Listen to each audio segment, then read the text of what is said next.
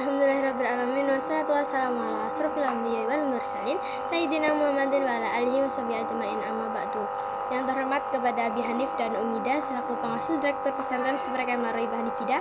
Ini saya hormati kepada Miss Alfi dan Miss Yuyun selaku Kepala Madrasah MTS Al-Quran Naroi Hanifida, dan tak lupa kepada seluruh jajaran Dewan Guru dan keluarga saya yang ada di rumah yang selalu saya sayangi dan selalu saya cintai, dan teman-teman saya yang di rumah yang di pondok yang selalu saya banggakan.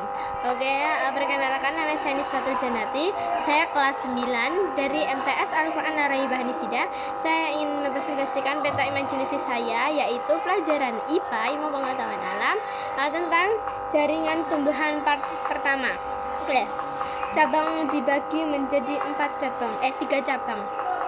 Cabang yang pertama itu ada kolenkim. Kolenkim itu ada kolenkim. Kolenkim itu adalah jaringan penyongkong atau penguat organ tubuh tumbuhan muda atau tanaman herbal. Jadi kolenkin itu adalah penyongkongnya atau penguat organ tubuhnya tumbuhan muda maupun tanaman herbal. Dan kolenkim itu tersusun atas sel-sel hidup dengan protoplasma aktif yang memiliki bentuk memanjang dan menebalan tidak merata. Nah, itu adalah salah satu ciri-ciri kolenkim. Yang kedua itu ada skelenkrim. Yang pertama itu tadi ada kolenkim, yang kedua itu ada skelenkrim. Skelenkrim itu adalah jaringan penguat yang terdiri atas sel-sel mati. Jadi sel-selnya itu mati, bukan hidup. Kalau kolenkim itu adalah sel-sel hidup, jaringannya tersusun dari sel-sel hidup. Kalau skelenkrim itu adalah jaringan sel-sel mati.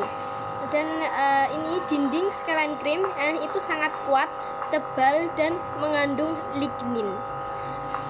Dan skelenkrim itu dibagi menjadi 2. Yang pertama itu ada serabut dan sklerait atau sel batu.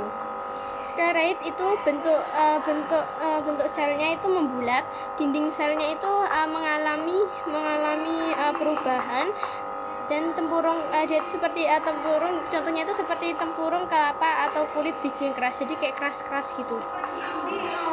Dan yang kedua itu ada serabut atau serat. Serabut atau serat itu berasal dari jaringan meristem, umumnya terdiri dari sel-sel panjang yang sel-sel panjang ya. Habis itu kalau bergelombang membentuk anyaman pita atau pelepah ya. Jadi itu dia itu berbentuk pita atau pelepah. Kalau yang sklerait itu seperti kulit biji yang keras atau kelapa. Yang kedua itu ada pengangkut. Ya, pengangkut. Pengangkut itu pengangkut itu berfungsi. Pengangkut itu adalah jaringan pengangkut itu adalah jaringan pembuluh yang berfungsi untuk pengangkut zat. Pengangkut zat dan dibagi menjadi 2 ya. Pengangkut itu jaringan pengangkut itu dibagi menjadi 2. Yang pertama itu ada filom dan xilem. Filom itu berfungsi untuk mengangkat zat makanan hasil fotosintesis ya. Jadi kalau pada tumbuhan yang mengangkat zat-zat makanan itu adalah yang dinamakan phloem gitulah. Kalau xilem itu berfungsi untuk mengangkut air dan mineral dari akar ke daun dan bagian tubuh lainnya. Yang keempat itu ada gabus ya. Gabus itu ada jaringan gabus itu adalah jaringan yang tersusun yang berfungsi melindungi jaringan lain yang terdapat di bawahnya, di bawahnya, dan tidak terlalu banyak kehilangan air karena itu ditemukan di permukaan luar batang. Dan sel gabus itu